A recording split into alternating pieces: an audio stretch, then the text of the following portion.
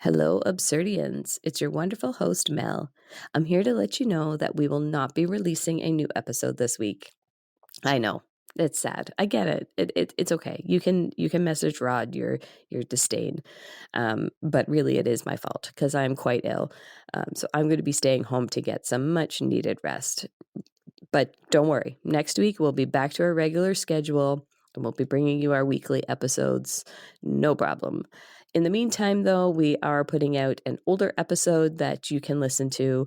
You might have heard it already. If you haven't, take a listen. And if you have, listen to it again. I'm sure it's lovely.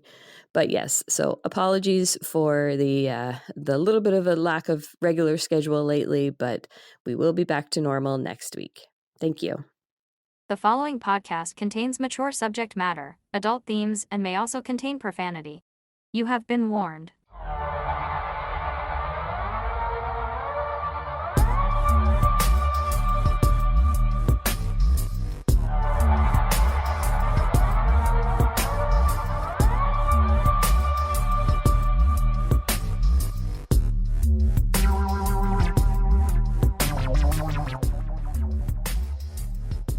Hello, everyone. Hello, and welcome back to The Absurd, a podcast about the absurd. Absurd news stories and histories, mysteries, and just funky, strange goings-on. Our stories are freaky, funny, and sometimes even frightening. Yes, indeed. I am here with my uber-charming co-host, the amazing Mel. Hi, Mel. Hi, Rod. Oh How my are you? Gosh. I'm okay. Not quite as hot as I was on the weekend. No, that was a doozy. Thought I was going to burst into flames just out of nowhere. It was a lot. I was sitting outside a lot on the weekend, too, so it's... Yeah. I don't recommend. I'm not about it. I'm not either. Like, I like the things we do in summer, but that's too much, dude. It was. You know? It was a little excessive. But yeah, otherwise you're doing well. Things are good? Yeah, things are good. Good. Things are very good. Lovely. Yes, Lovely. We had lots of beers this weekend. Oh, my. A few parties on the go. Oh, gosh. Yeah, I know, right? You're quite the social butterfly, Yeah, I aren't you? was done being social by last night. Yeah. I was like, Well, that's I don't good even timing. want to talk to anybody, right? Yeah. Did you go to your recording studio and just hide in there? I bet you it's hot in there, isn't it? It does get hot. Yeah, I was going to say. It does get very hot in yeah, there. because it's like 9 square feet. It is. Not quite. Yeah, but. and there's like an actual ceiling light in there. Oh, good. But I bought a little rechargeable light / lantern. Right. And I put it on the shelf in there, and I use that when I'm in there now. Because Well, it's that not one as- light switch, like it heats up quick in there. Yeah, and so your lamp thing barely throws any heat, probably. Barely. But I get enough from the monitors and things like that. Yeah, I don't yeah, really of course. need to see when I'm recording. I'm hip. Yeah. I dig, yo. Yeah. Hey, What? I heard a song today that I believe is one of your favorites. I think I need to go. If you No. want to be Danny Glover, you got to get with my friends. Stop. Is that the one you love? No. I changed the words. I can't stand Danny Glover either. Do you know who he is? Yeah, I know who Danny Glover is. He's in like Lethal Weapon. Yeah. Do you know what really bugs me? And well, all those movies kind of bug me, but I like them at the same time. Is the one where he's really lamenting how old he's getting. Okay. And he's like 54. Now? No, in that movie. Okay, I was going to say, I'm like, he's not 54 No, he's now. way older than that, yeah. But in the movie, I'm like, dude, shut up. Because I'm older than 54. Yeah, I know. Dude, you'll be there. Where? You'll be at 54 at some point. It's not that long. Eh, A couple of years. if I make it that long. You'll make it. I'll drag you through it. Yeah, so you had a good weekend. I had a good weekend. Yes. Family gathering for me on Saturday. Good to see right. some people. We actually have our Christmas gathering in the summer. And we Okay. started doing this probably 30 years ago Okay. because it's such a big family. Yeah. Because my dad has 10 siblings. And, between them and first cousins are spread out. Like, I've got some in BC, Alberta, Manitoba, Virginia, and all over Ontario. Right. So getting together at Christmas is very difficult Yes. because everybody has something going on Yes. then, right? So we decided, like I said, That's 30 smart, years though. ago, have it in the summer. Yeah. And it's easier because you can have it outside. so you don't need somebody to have a gigantic house Right. to host everybody, right? So how many were there, you'd say? I think there was it was over 40. Okay. It's not close to everyone, not even close. Yeah. I don't even know if it would be half. But it was good. Like almost all of my favorite cousins were there. My cousin Tony, who's out on Vancouver Island, he wasn't there. Mm-hmm. And so he and another cousin Randy and my cousin Charlotte and my cousin Tanya, we're all in the older age of the first cousins. Okay. So those are the ones that I grew up with. Got you. And some others too, but they were all there. Yeah. So that was cool. Yeah. You dig? I dig. Yeah. But yeah, and so this week it's going to be hibernation time because it's going to be hot all stinking week. I know. Yeah, I'm going out bare minimum, dude. Yeah, I'm not looking forward to it. I don't like it. I'm over it. If you could walk around in such heat naked, would you? No. Really? No. Like if it was legal, I mean. No. No? No, because clothes kind of stop things from sticking together. Yeah, that's true. And they do protect you from the sun. Yes. You know, stupid sun. Yeah, I don't need to be burning my titties outside. Wow, you're girls. Yeah. Can I say that? Well, you just did, so I guess so. Yeah.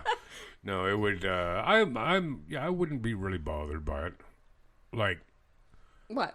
Going outside naked? yeah, like I'm not going to. I'm not going to be the trailblazer, you know. Right. But I remember, and I got heat for this. A few years ago, there was like a rally uptown. Because you know how in Ontario, women can go topless. Yep. Anywhere men can. Yep. And they should. Because what's the difference other than size? And even then, not always. But a couple of young women got harassed by a cop in Kitchener for going around topless. Really? Yeah, and it was well legal. I don't think they ended up getting charged, but they wanted to make a point that, look, buddy, we're within the confines of the law. So there was a rally uptown Waterloo, and it was all women who were topless. So my friend Jimmy and I went to it. Yeah. But I swear, I absolutely vow, I didn't go to look at breasts. Right. Right. I mean, even then, I was in my 40s, man. I've seen breasts. Right. You right. know? Yeah. If I need to see breasts, I don't need to catch a bus to go uptown. I can go online. You know what I mean? If I'm that hard up, no pun intended, to see boobies. Yeah. But I went to support it because I agree with it. Yeah. You know, why the hell not? But it's weird. Other than that, I have never seen a woman in Ontario go topless. No, I haven't either. Which, that's their prerogative, man. Like, No. do whatever. But you should have the option. Oh, sure. If that's what you want to do, then absolutely. Would you go at the for it. beach? No. Really? What if he was just like you? Yeah, it's not my thing, really. Yeah. No. No, that's cool. I know friends I've traveled with them, and as soon as they get there, out they come. Oh, out they come, eh? Yeah. Wow. And hey, if that's what you're comfortable with, go for it. Yeah. That's just not me. Right, yeah. But anyways. That's weird. Yeah. I got pictures to prove otherwise. Yeah, sure you do. Yeah. Right. So a little bit of business of a semi-personal nature. I wish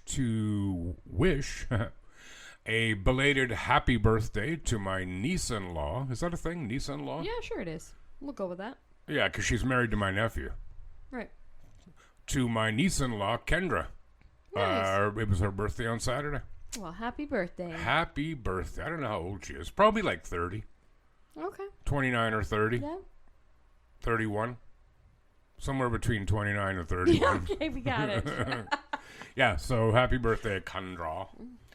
Yeah, I don't think there's anything else we need to... Oh, you had a bit of an update. Yes. Actually, yes. I was just going to say, I saw an update on... remember that lady that poisoned her family with those death cap mushrooms? Oh, in Australia. Yeah. Yeah, so she went to trial. Yep. And she is being found guilty. Yeah. So they're just working on her sentencing at this point, whenever that's set.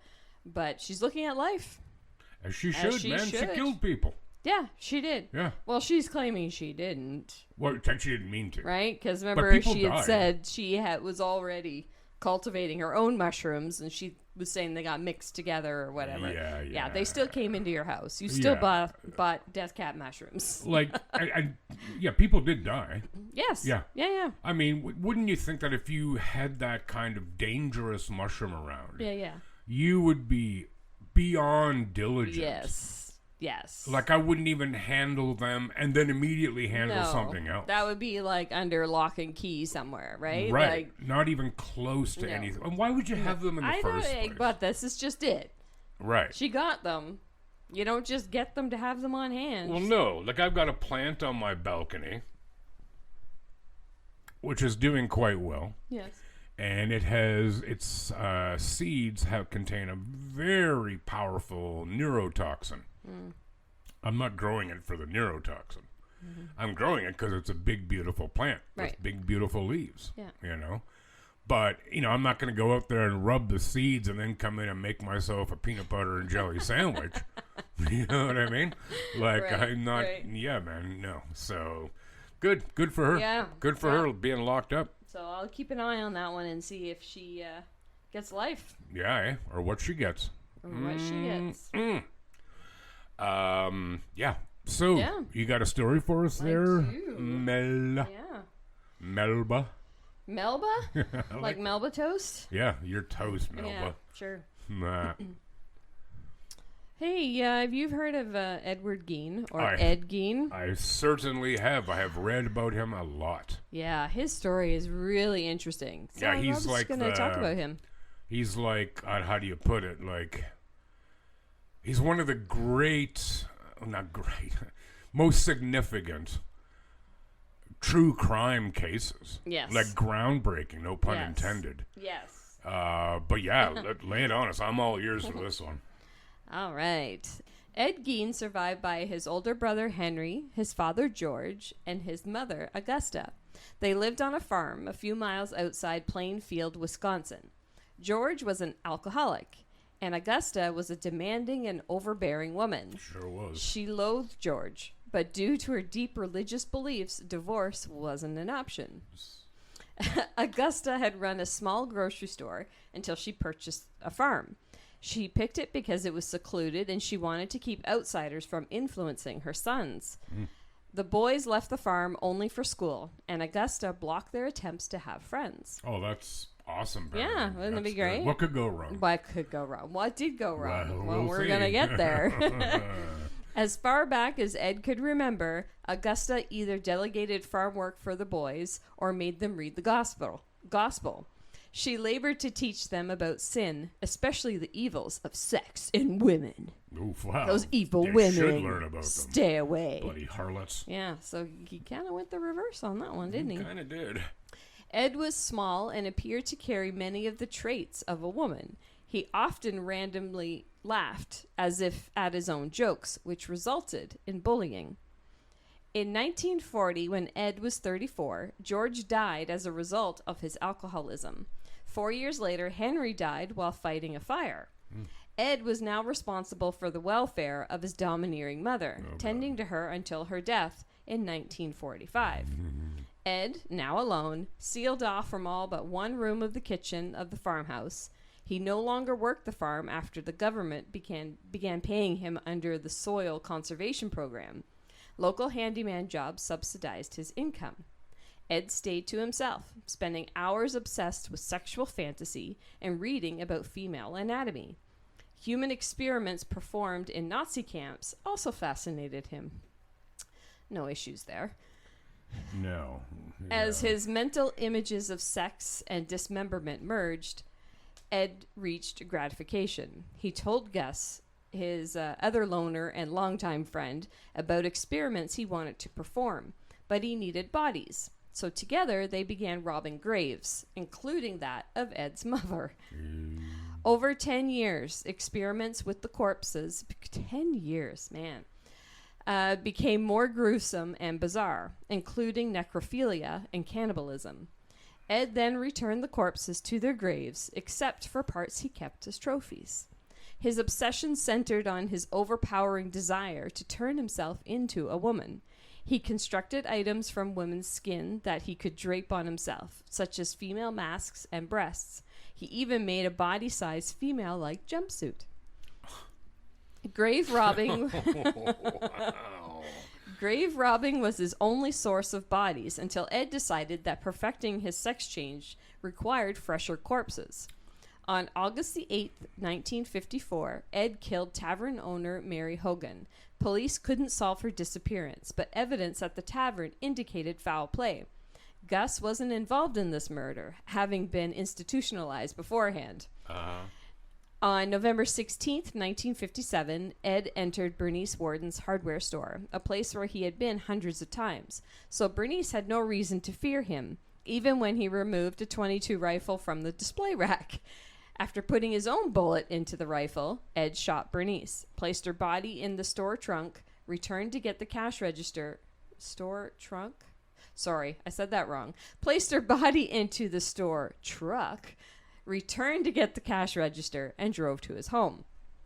An investigation into Bernice's disappearance began after their son Frank, a deputy sheriff, discovered his mother missing, and there was blood on the floor of the store. Although Ed had no criminal history, the county sheriff, Art Shelley, felt it was time to visit the odd loner. Good thinking. Police found Ed near his home, then went to his farmhouse, hoping to find Bernice. They started with the shed, working in the dark. They lit a torch and found Bernice's naked corpse hanging upside down, disemboweled. The throat and head were missing. Turning to Ed's house, they found evidence more horrific than anyone could have imagined. Everywhere they saw body parts, skulls made into bowls, jewelry made from human skin, hanging lips.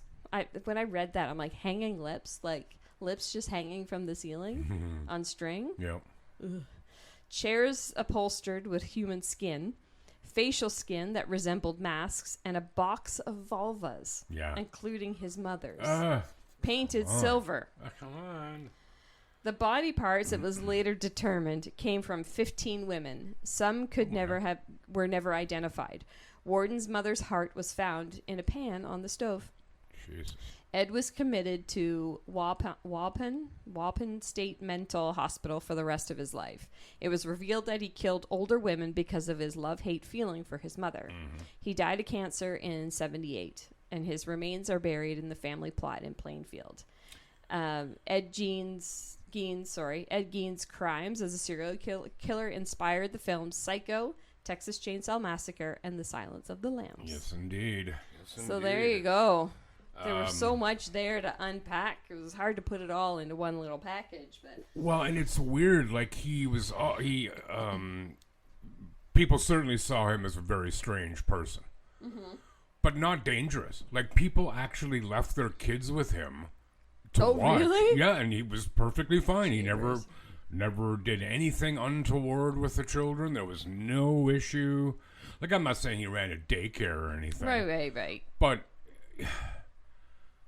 And that kind of stuff freaks me right out, especially as a mom.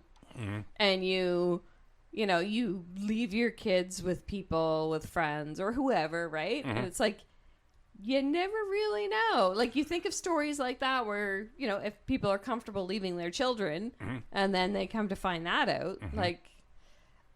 But it is such an incredible long shot. Oh, and I understand that. Yes. And yes, of course it is. This is one of those cases that, I'm utterly appalled and repulsed by what he did. Oh, God. Full stop. Yeah, disgusting. But he's a creation. He's a product of horrific parenting. Yes. All that shit's on his mom. Yeah. Not on him. Yeah. It is on him. He's responsible for what he did. Yep. But she's not even the catalyst. She's the cause. Yeah. You know? I remember years ago reading how, this might sound like a tangent, but how, like, fetishes were so much more common in Britain decades ago. Okay. Because of the oppressive attitude they had towards sex. Right.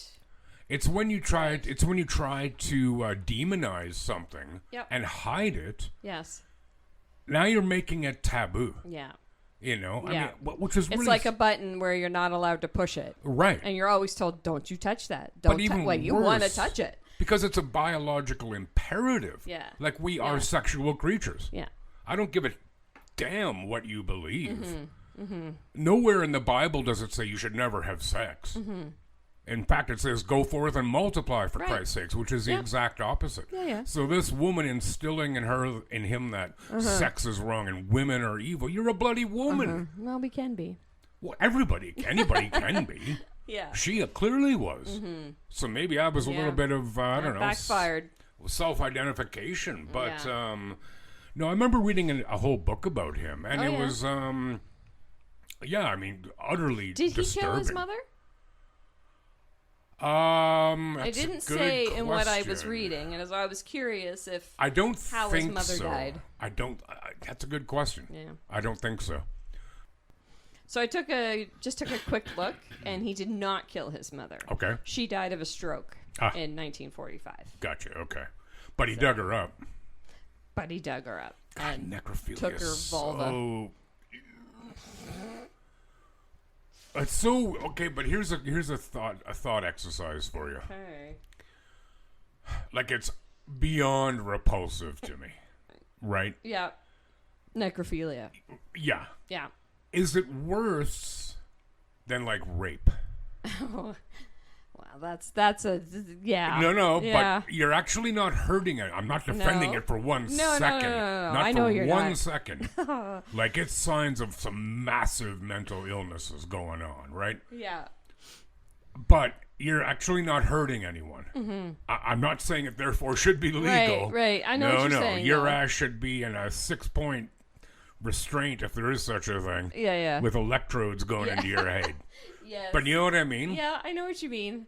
Yeah, I don't know how to answer that. I'm not going to say it's a victimless crime. Right. But, you know what I mean? Yeah. But I just find it so disgusting. I don't know. Oh, God. Yeah, Ed Gein, whatever. Yeah. And he's a really handsome looking man, too. Like I have heard that. his picture, like when I was looking at it, I was like, yeah, not that changes anything. No, but it doesn't. Never I think judge in a your book by its mind, cover. you think of some creepy, old, disgusting thing, right? Look at Ted Bundy. Fair. You know? Yeah, fair. Women were drawn to him. Yeah. He was very charming. Yeah. You know? So this idea that ugliness shows itself physically. Right. No. Hence the term, don't judge a book by its cover. That's right. You know? Yep. We get lulled into a sense of security by beauty. But I mean, it's like I think I said in the episode the other week, like I do not ever use the word ugly to describe someone physically. I think that's a horrid thing to say. Yeah. But people behave in ugly ways or Oh, think yeah. in ugly ways. I got no problem about putting that out there. You know? Wow, man, I forgot about Ed. He's a big old guy, that Ed. Yeah, that guy. He's something, eh? Yeah. Good one. Good story, eh? What you got? Well, I got something for you. You've flown on an airplane, of course. Right. Do you like going to the airport? No. No, me neither. It's kind of exciting, you know, the first couple times, or if you're young and doing it, of course. Yeah. But after a while, it's just like, this is bullshit, man. Got to be there like 9 days before your flight leaves. Yes, dealing know. with traffic, trying to get there on time, You trying go to into get the parking, U.S., take trying off to... your shoes. Fuck off. Can't believe I just said that. You know what that was, too? From one dude who hid explosives in his shoes and tried to blow up a plane like in the mid-90s. Or maybe it was later than that. Early 2000s. Okay. What was his name? Robert Reed or something like that. Anyway, you're never going to see him again. He's locked up for eternity. Somewhere in some supermax prison in Colorado, probably. But speaking of airports... Yes. I'm going to try with this name. Miran Karimi Nasseri. Oh, yeah. He's just died. Well, he just died a few years ago. At age 76 or 77, was an Iranian who supposedly, due to a series of bleakly comic bureaucratic bungles, Ooh, that's a mouthful. it is indeed, ended up living on a red plastic bench in the basement shopping mall of Terminal 1 at Charles de Gaulle International Airport in Paris for 18 years. Yes, I heard about this. 18 years. That's a long time. You know how much food would cost there? Yeah. His plight inspired Jonathan Dove's opera, Flight, premiered at, oh my God, Glyndebourne in 1998, and more loosely, Steven Spielberg's 2004 movie The Terminal, starring Tom Hanks. Slight, balding, and dignified with a small, carefully trimmed mustache, Nasseri, who preferred to go by the name Sir Alfred Mehran, claimed to have been expelled from Iran in 1977 after having been filmed attending anti-Shah demonstrations during time spent as a student in Britain. So the Shah, he was the leader of Iran until 1979 when the Iranian Revolution happened. Then that's when the government, such as they are nowadays, took over. So before that, women could dress however they wanted to. They were very westernized in Iran, very educated, very quite technologically advanced society. And then the Ayatollahs came in and screwed everything up.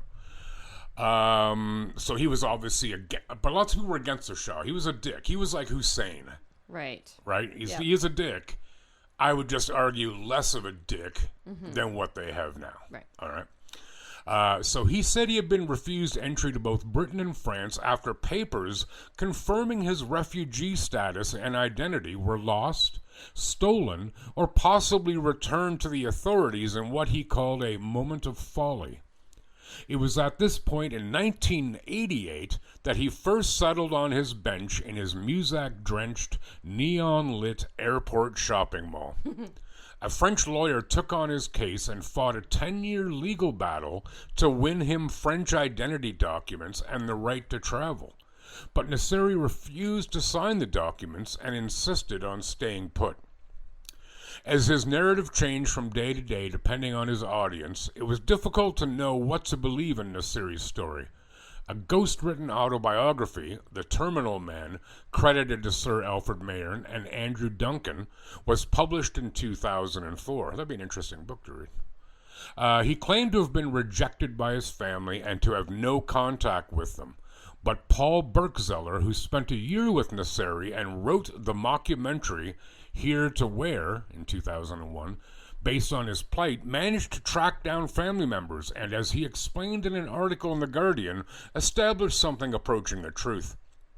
One of 7 children, Mehran was born in 1945 into a middle-class family in the Anglo-Persian Oil Company settlement of I'm not going to say this place because I can't, but in Iran. His father was a physician who worked for the company. After his retirement, the family moved to Tehran, where his father died of cancer in 1967 when Nasseri was 22. He said that after his father's death, his mother informed him that he was not her son, but the offspring of an affair between his father and a Scottish nurse, or possibly a Swedish woman. Wow. The suggestion was dismissed by siblings who recalled that his mother, who died in the year 2000, could not understand why Nasseri insisted on claiming he was not her son. So it sounds like he made that up. A major part of his life story was that in 1977 he had been arrested and tortured by agents of the Iranian secret police called the Savak because of his opposition to the Shah, after which he had lost his passport and been deported to Europe. In 1970, he had, it seems, taken part in a student strike over university rules at Tehran University, which got out of hand, and along with other ringleaders had been questioned for a few hours by Savak police, after which the matter was dropped. He was not arrested or tortured, and he was not deported. Nasseri's claim to have spent time in Britain was true, however. In the early 70s, he traveled from Iran courtesy of a businessman brother with whom he lived for a time in London. In 73, he embarked on a course at Bradford University in, of all things, Yugoslavian studies.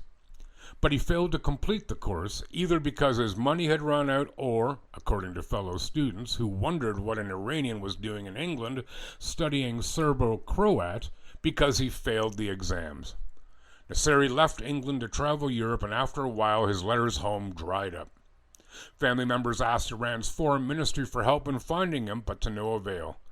Then in 1991, a family friend saw Nasseri sitting on the airport bench.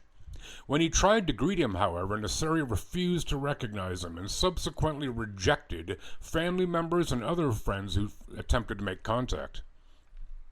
Eventually, they stopped trying, concluding that, for whatever reason, he had chosen the life he wanted to live. His own story was that after being deported from Iran in 1977, he had spent the next few years traveling through Europe in search of asylum. Finally, in 1981, Belgium granted him refugee status and identity documents. After the documents were lost, discarded, or stolen, he left Belgium for France, where he spent time in jail on illegal immigration charges. Allegedly, he tried to return to England, but was turned back at Heathrow Airport and returned to Charles de Gaulle Airport, where he remained in limbo. According to Paul Berkzeller, Nasseri seems to have arrived sane at the airport, but at some point during the time it took his lawyer to negotiate identity papers, he lost touch with reality. An informal support network grew up around him, providing medical help along with books and a radio. He was happy to chat to passers-by, but as time went on, preferred to engage with media folk, filmmakers, and journalists, who would usually be relied upon for a modest gratuity. He was reportedly paid $250,000 for the film rights by Spielberg's DreamWorks production company, money he deposited in an airport bank.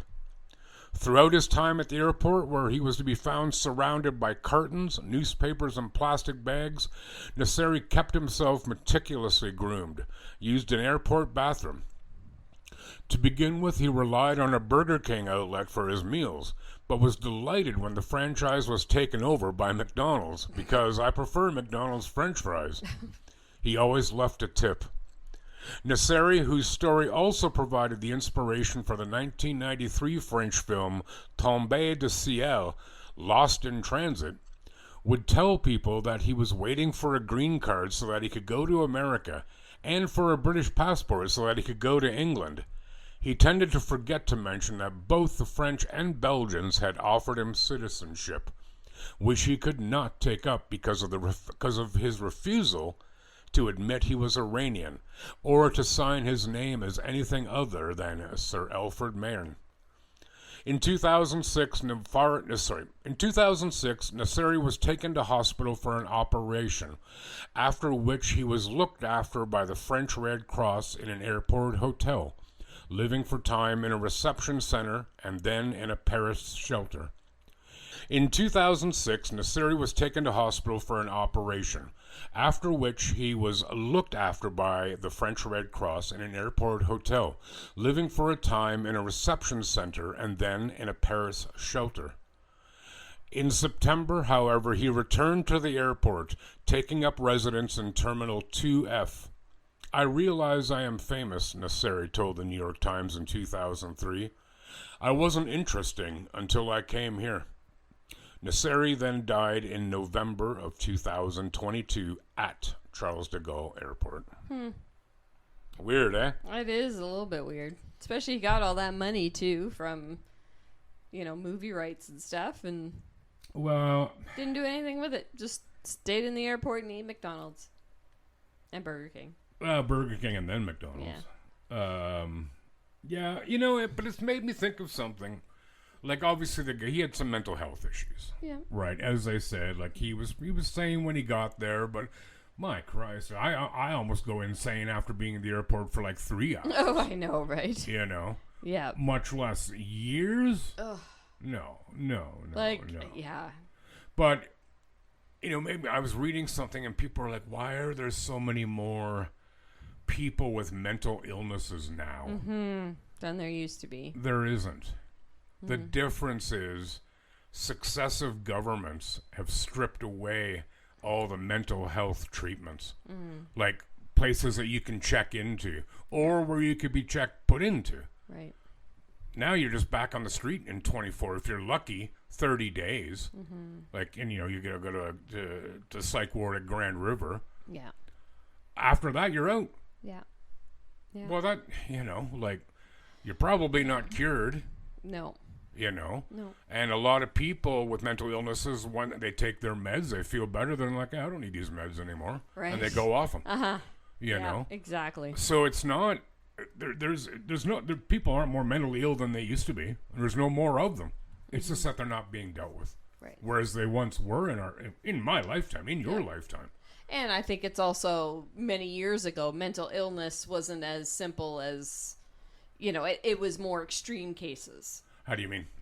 Like, if you want to talk about, any sort of mental illness or depression or anything like that, it wasn't really talked about years and years and years ago. I see what you mean. So people just kind of dealt with anything that was going on. By not dealing with it. Right. Whereas now it's a little bit more acceptable. There's places, there's support, so you're hearing a lot more of it. I think that's probably what it is. It's just more mainstream now. Yeah, there certainly is more understanding. Yes. And it's certainly less, what's the word I'm looking for? What's the word? I can't think of the word. God, such a common occurrence these days. But where you have to have it hidden.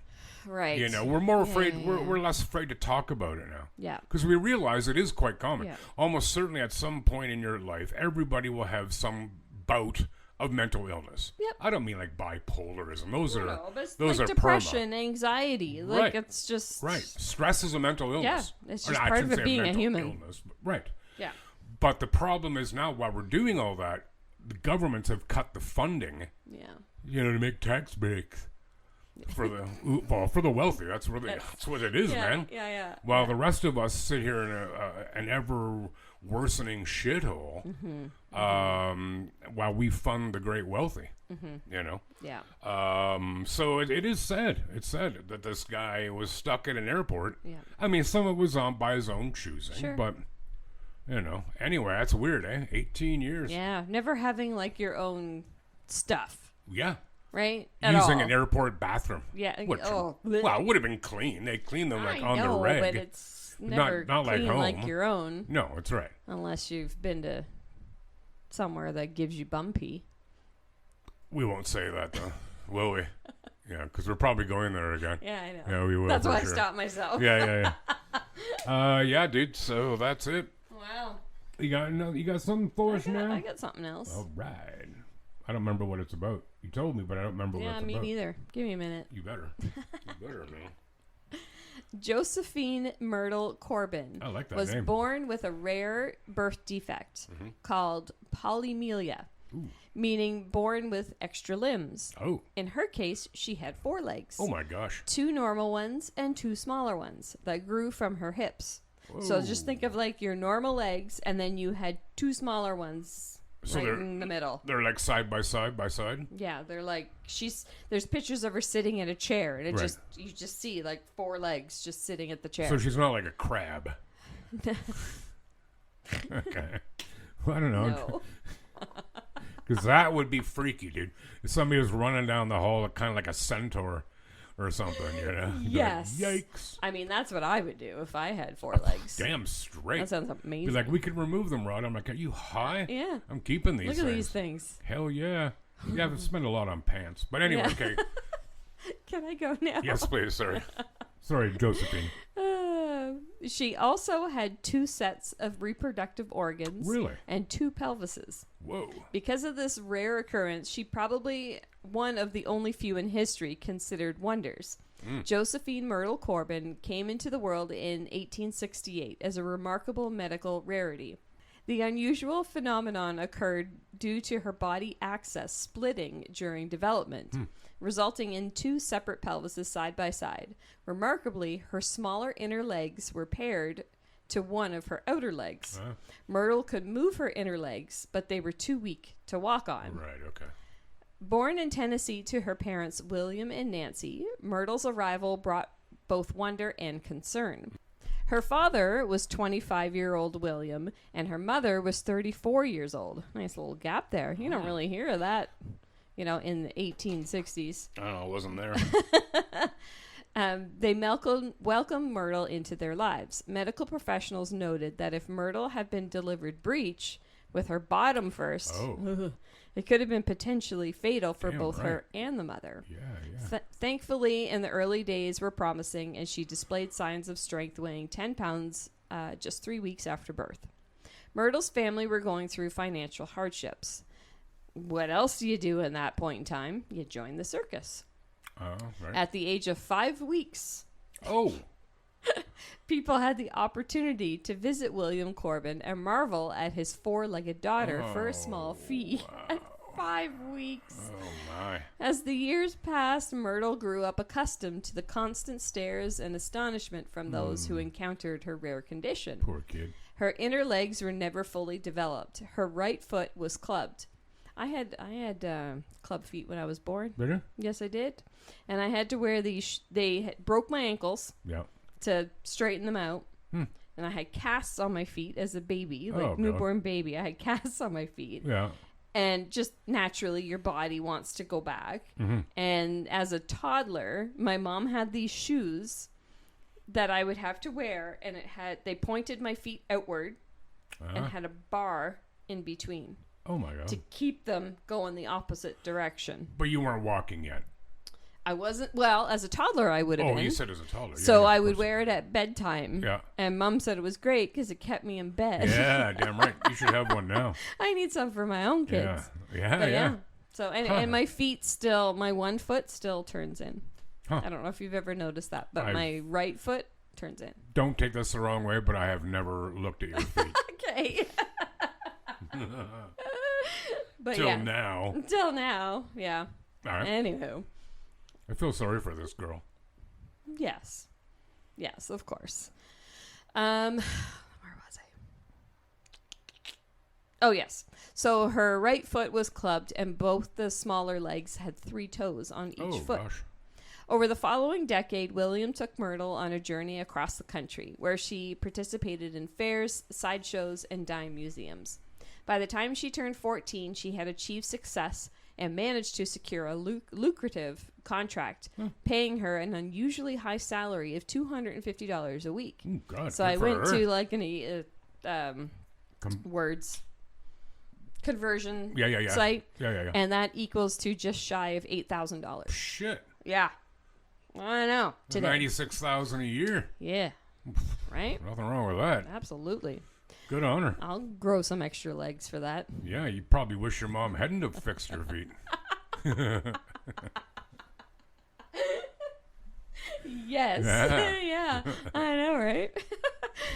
As Myrtle entered adulthood, she grew weary of the constant attention she received due to her condition. Yeah, sure. At 18, she decided to marry James Bicknell, a medical student, after which she retired from her performing career. Interestingly, her fame has inspired others to attempt to fake her unique deformity, but all these imposters were eventually exposed as frauds. A year into their marriage, Myrtle experienced troubling symptoms like fever, nausea, headaches, and side pains. Concerned, she sought medical attention, and to her disbelief, the doctor revealed that she was pregnant on her left side. Oh. The pregnancy proved challenging for her health, and doctors even advised her to consider an abortion due to the severity of her illness. So she However- had 2 uteruses? Yeah. Wow. Okay. Yes. Cool. However, Myrtle managed to recover swiftly. Over the following years, James and Myrtle welcomed 7 more children Bloody hell. into their family. Tragically, only 5 of them survived infancy, 4 daughters and a son. The family lived a quiet life until their 5 children reached adulthood. Then Myrtle re-entered the show business. In 1909, when Myrtle was 41, she was part of the Huber's Museum exhibit, appearing the 4-legged girl from Cleburne, Texas. She often dressed her 4 legs in matching shoes and socks to the audience's delight. Yeah, hell yeah. She was making $450 per week at the time, Damn, which that almost- one converted was $16,000 today. A week. Wow. Right? In 1982, Myrtle developed a skin infection on her right. What year? 1928. Oh, you said 82. Did I? Yeah, dude. Oh. She was old. No. In 1928, Myrtle developed a skin infection on her right leg, and the doctor diagnosed her with a strep infection. A week later, on May 6, 1928, Myrtle passed away. Wow. Her casket was covered in concrete, and family members watched until it was fully cured to prevent rob gravers from stealing her remains. Sorry. Yeah, maybe To Ed was there. prevent what? Grave robbers. You're being dyslexic today. You said I? Rob Gravers. Yeah. That strep's no joke, man. That's no joke. Yeah, that'll And a mess week you later. up. Yeah, no kidding. That's... And you... I got this weird thing on my finger. Do you think that's like... Oh, probably. I don't know what it is. Alien DNA. Hang on a second. What? Echo, volume up. Echo, when were antibiotics developed? From wikipedia.org, antibiotics have been around since 1928 when penicillin was discovered by Alexander Fleming. By the way, you have a new notification. Shut up. Do you want to hear it? No. So that's weird.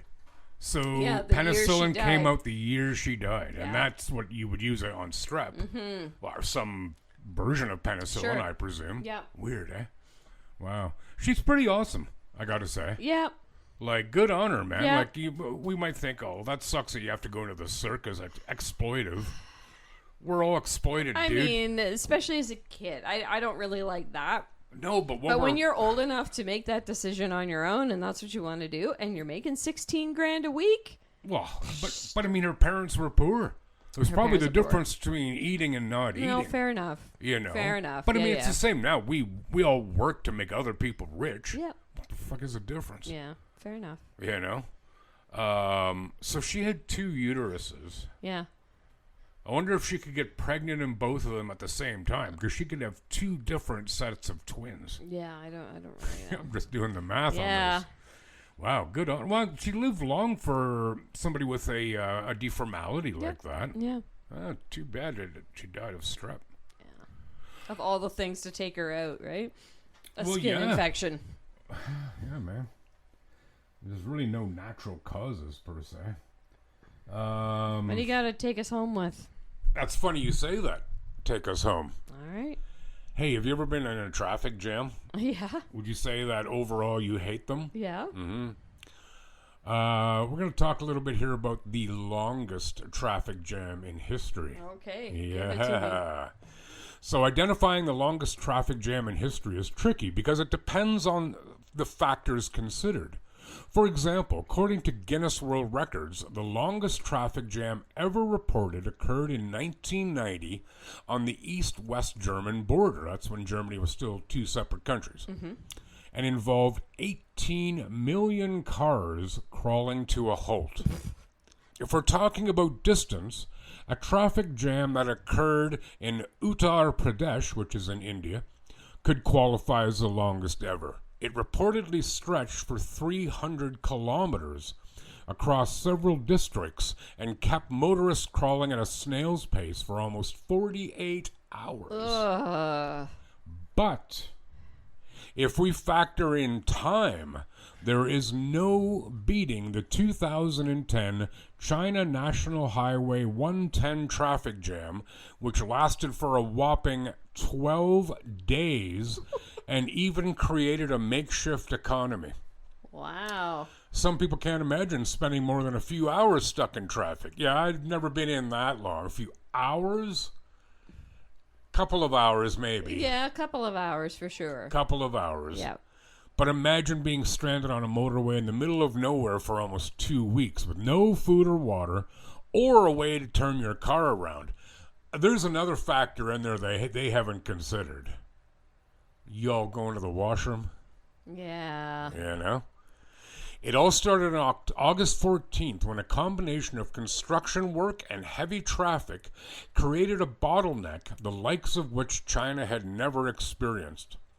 Trucks carrying coal and construction materials from Inner Mongolia to Beijing clogged the motorway, which was already partially closed for repairs.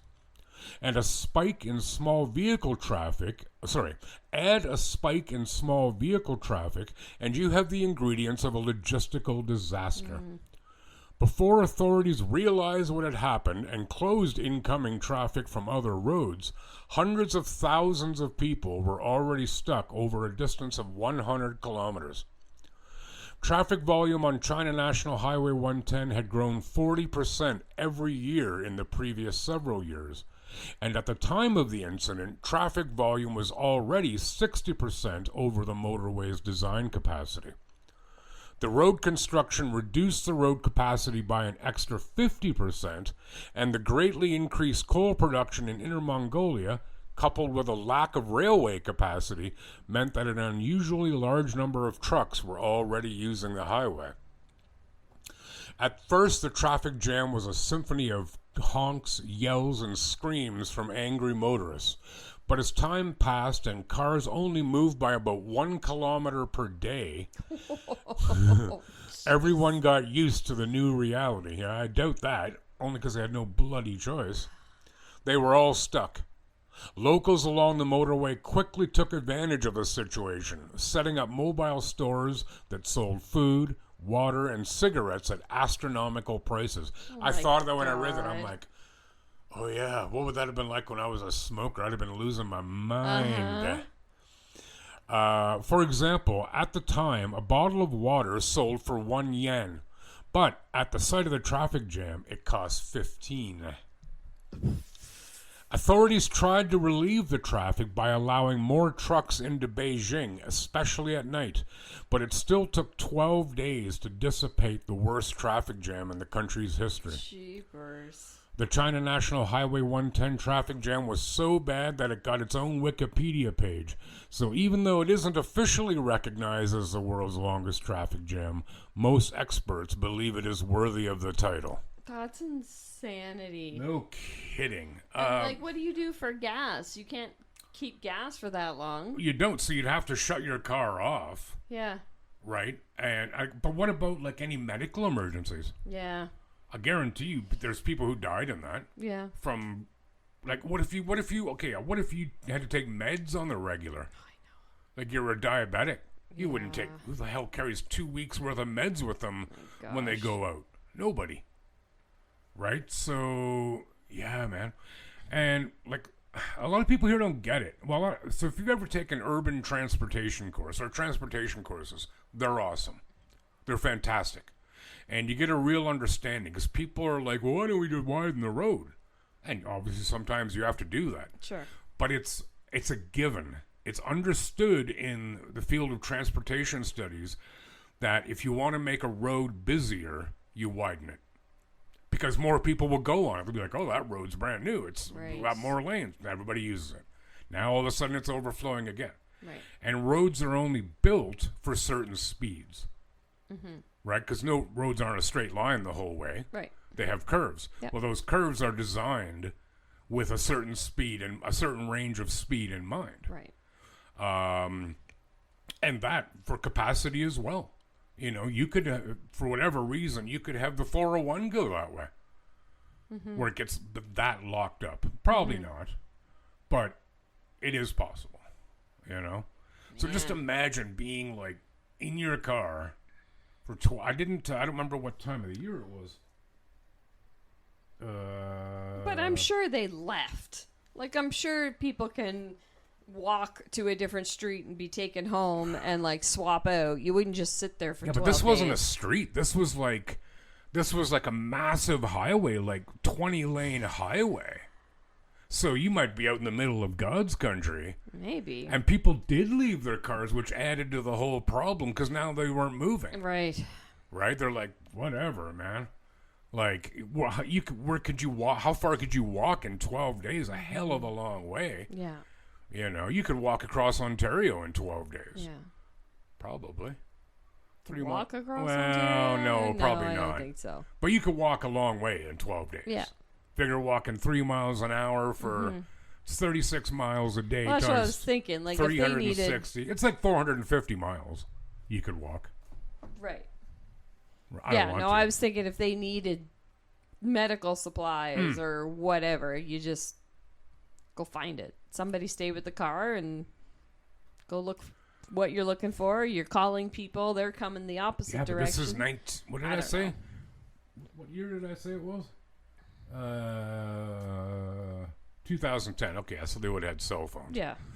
But there's no way it wouldn't suck. Still, yeah, it would still suck. You know? Especially if it was like crazy hot or conversely crazy cold. Lame. I remember being stuck on the 401 once, coming back from wherever it was. I don't remember, but it was dead stop. People were out of their cars. And really? people standing around, and we were there for a long time. Oh, God. Long time. I've had that crap on airplanes. Like where you're sat for a few hours before you take off because of problems, and I'm just like, I'm going to start killing people here. I know. Starting with that child who won't shut up. Uh-huh. You know what I mean? Oh, yeah. Put them in the overhead compartment, for God's sakes. So, yeah, man, longest traffic jam in history. I think that Damn. one qualifies. Yeah, I think so. You know, 12 days, that'd be No, excruciating. no, thank you. Hey, Mel, Hey. do you have something you'd like to say to our Yeah, absurdians? you guys should go check us out on Spotify and all the different places. I say Spotify. It's our top ranking one. I know that there's lots, so we're not Yeah. just telling you to go to Spotify. No, listen wherever but you like. That's Absolutely. where most of the peeps seem to listen from. And since you are listening to us, Yeah. I ask that you would please share with a friend. Yep. Tell them about our podcast, our Yes. pokey little Yeah. podcast. And if you're new and you've just started listening to us, Thank you. send us a message and Yeah. we'll give you a little shout out. Yeah, we love you. Yeah. Yeah, we We like like you. All knowing right. new people have Yeah. joined our little cult over here. I'm gonna buy you all a box of Lucky Elephant popcorn. You ever Is had that Lucky? the pink one? Yeah, dude. Yeah. It's awesome. Yes. It's way better than stinking American Cracker Jack. Uh-huh. And they had better toys when I was a kid too. Yes. But I bought some Lucky Elephant for a couple of friends a few years ago. Yeah, it was stale and bad. No. But I do. Who doesn't like an elephant? Like seriously, They're great. better than a sailor. Yeah, they're really great on crackers. Lucky Elephant Elephants. on crackers. Never mind. I don't get it. No, it's all right. Is this a kid show? No, it's not. Go Okay. ahead. This isn't going to be that baby shark crap again, is it? Oh. There you go. Anyway. Anyway, Anyhow. thank you everyone for stopping by, and we hope you are doing well and that you're happy and you are devoid of untreated mental illness. That's right. If you have mental illness and it's being tended to, awesome for you. Yes. Seriously. Ain't no shame in illness. None at all. Not your fault. Anyway, we'll be back next week. And until then, please take care of yourselves and one another. Bye. Goodbye to romance. Oh, my hair's all done. I was just singing Aussie.